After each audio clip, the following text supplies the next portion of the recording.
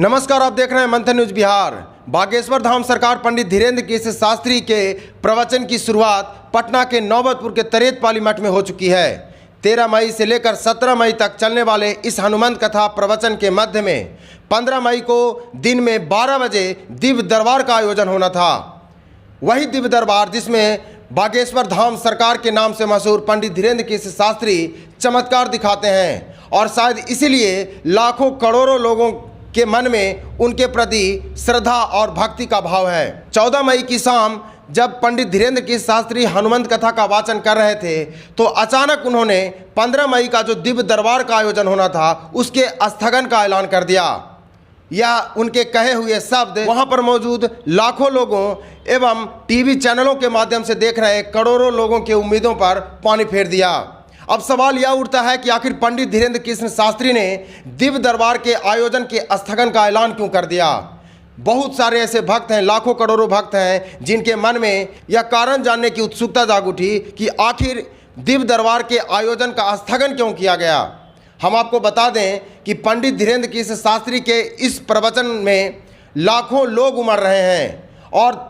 14 मई की शाम को लगभग 10 लाख लोग मौजूद थे। 3 लाख स्क्वायर फीट में जो पंडाल बना था वह भी छोटा पड़ रहा था। पंडित धीरेन्द्र केशव शास्त्री ने प्रवचन के दौरान यह कहा कि लाखों लोग जिस प्रकार से भक्ति और श्रद्धा से भरे पड़े हैं वह अपने आप में पराकाष्ठा है, लेकिन जिस प्रकार से हर तरफ लोग ही लोग नज़र पड़ रहे हैं, पंडाल छोटा पड़ रहा है और लोग जिस प्रकार से श्रद्धा भाव से झूम रहे हैं, साथ में लोग अस्त व्यस्त भी दिख रहे हैं, ऐसे में कोई अप्रिय घटना भी हो सकती है। और लाखों लोगों की उमड़ती हुई भीड़ के कारण पंडित धीरेन्द्र केशव शास्त्री ने कोई अप्रिय घटना न हो इसकी आशंका को देखते हुए दिव्य दरबार के आयोजन के स्थगन का ऐलान कर दिया।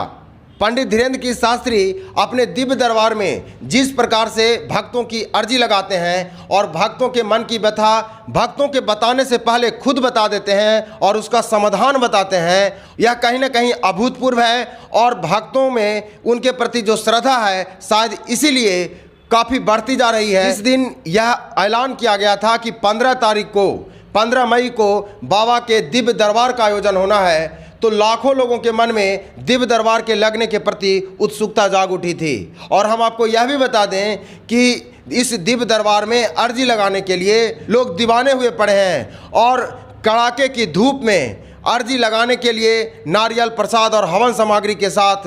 अर्जी लगा रहे हैं। पंडित धीरेन्द्र केशव शास्त्री के दिव्य दरबार को देखने के लिए न सिर्फ बिहार बल्कि बिहार के अलावा अन्य प्रदेशों से एवं दूसरे देशों से हजारों और लाखों की संख्या में लोग आ रहे हैं। लेकिन ऐसे में पंडित धीरेन्द्र केशव शास्त्री ने जिस प्रकार से भीड़ का हवाला देते हुए और किसी अप्रिय घटना की आशंका को देखते हुए जिस प्रकार से दिव्य दरबार के आयोजन का स्थगन किया है वह भी लोगों के उम्मीदों पर पानी फेरने वाला है, क्योंकि जिस प्रकार से लोगों के मन में दिव्य दरबार के आयोजन को लेकर उत्सुकता थी, उत्साह था, वह कहीं न कहीं अब फीका पड़ता हुआ दिख रहा है। और आपको हम बता दें कि पंडित धीरेन्द्र केशव शास्त्री 17 मई तक हनुमंत कथा का वाचन करते हुए बिना दिव्य दरबार लगाए हुए बिहार से प्रस्थान कर जाएंगे। पंडित धीरेन्द्र केशव शास्त्री ने जहां एक और दिव्य दरबार के स्थगन का तो ऐलान किया ही, साथ में उन्होंने भक्तों की श्रद्धा को देखते हुए यह भी कहा कि जो दिव्य दरबार में एक एक करके लोगों की अर्जी लगती थी और चमत्कार दिखता था वह एक एक करके नहीं, सामूहिक रूप से अर्जी लगेगी। तो कहीं ना कहीं यह भक्तों के लिए एक उम्मीदों भरा है और लोग अभी भी यह उम्मीद जता रहे हैं कि मेरी अर्जी लग जाएगी,